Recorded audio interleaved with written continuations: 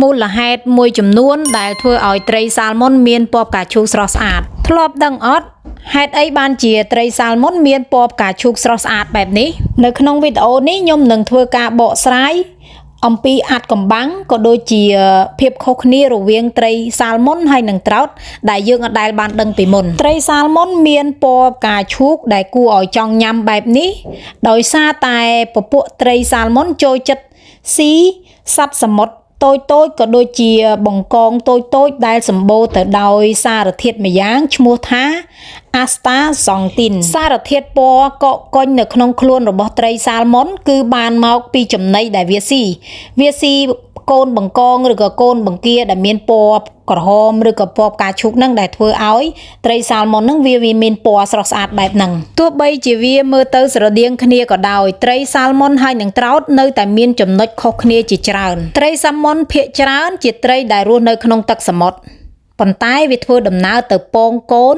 នៅតាមទឹកសាបចំណែកឯត្រោតវិញខ្លះរស់នៅក្នុងទឹកសាបអស់មួយជីវិតឬក៏អាចរស់នៅក្នុងទឹកសមុទ្រដូចត្រីសាល់ម៉ុនដែរ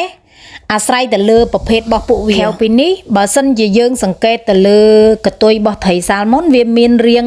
អក្សរ V ធំទូលាយចំណែកឯកតុយរបស់ត្រីត្រោតវិញច្រើនតែមានរាងជ្រុងស្មើនិងមានចំណុចខ្មៅច្រើនជាងសរុបមកទោះបីជាវាដូចជាចដូនមួយនឹងគ្នាក៏ដោយតែបរិស្ថានរស់នៅរបស់ត្រីពីរប្រភេទហ្នឹងគឺវាផ្សេងគ្នាហើយនឹងមានលក្ខណៈពិសេសរៀងខ្លួនអ្នកទាំងអស់គ្នាចូលចិត្តញ៉ាំប្រភេទត្រីមួយណាជាងសាល់ម៉ុនឬក៏ត្រោត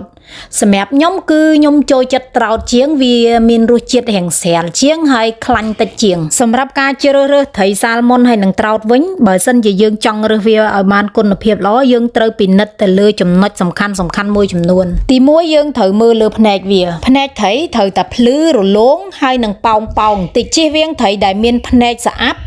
ឬក៏សុតចុះទី2គឺផ្នែកស្រកីយើងត្រូវមើលសកៃវាមានពណ៌ក្រហមស្រស់ឬក៏ពណ៌ផ្កាឈូកជៀសវាងត្រីដែលមានពណ៌សកៃ